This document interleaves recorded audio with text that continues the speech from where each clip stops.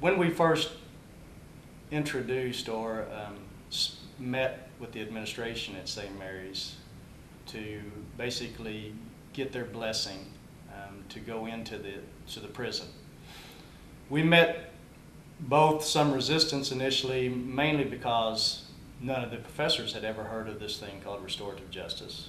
And so we had to put them on the fast track of education just to make them familiar with what restorative justice was, what it was about, why it was germane to the practice of law, that type of thing, why it would be beneficial for law students to have some type of working knowledge of restorative justice and how it could be used in a practice.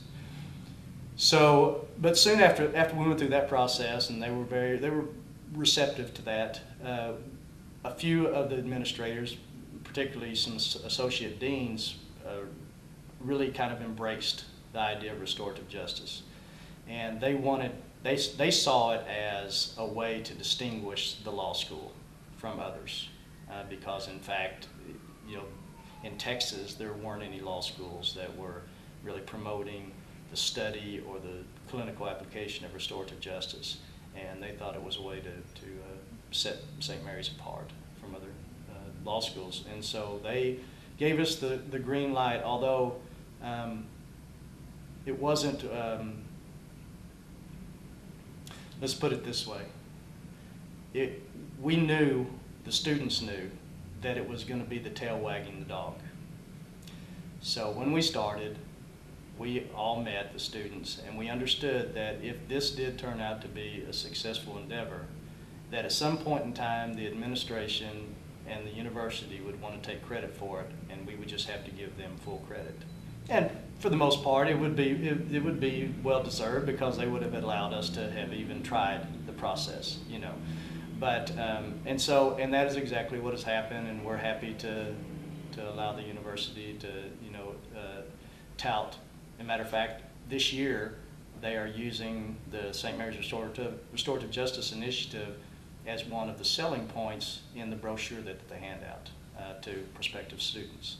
And we are happy for that to be the case, because what our intent was from the very beginning was not to have a student-run organization, but to basically work ourselves out of a job once it was established, for the university just to take it over, turn it into an area of academic study and a clinical program, and students begin to receive credit for it, and just to go on. And that's what it's on the fast track for that now, and so we're very happy about that.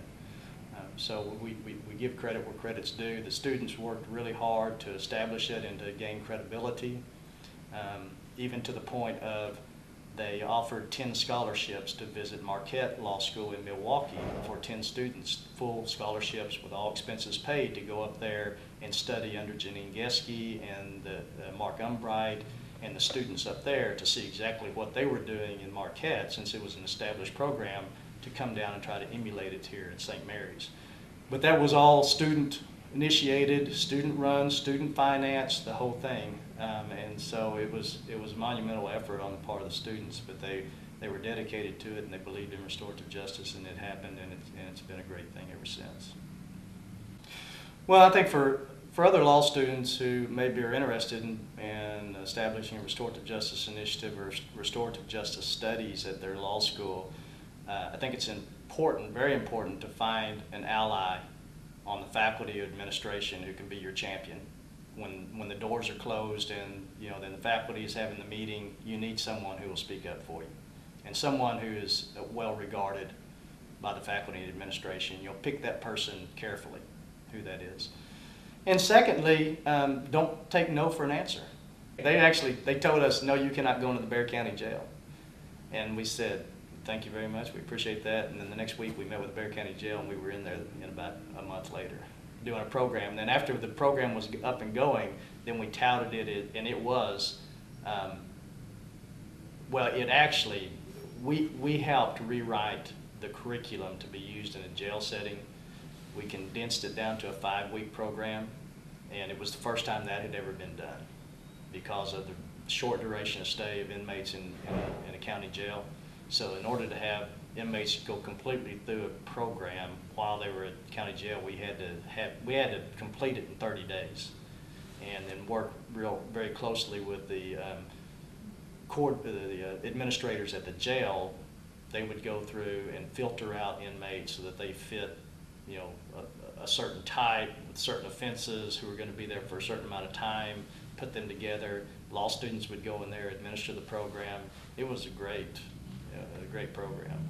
In order for restorative justice to go on and be accepted in our courts, in our areas of practice, in our communities, it's going to have to be the result of lawyers and by virtue of being law students, having been exposed to the principles and processes in law school in a very practical way and clinical way.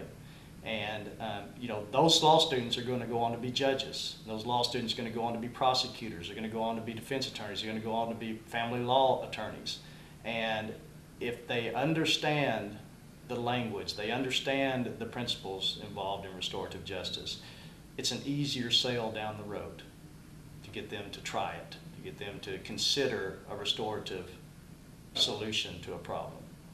And so if that's what our real goal is, rather than, you know, our own particular glory or taking credit for it, if that's the real goal, then we just have to work, as law students, work hard to initiate it and then be willing to turn it over to the school and have it be an integral part of the study there. When they say no, you know, be polite and thank them for their time and then go do it.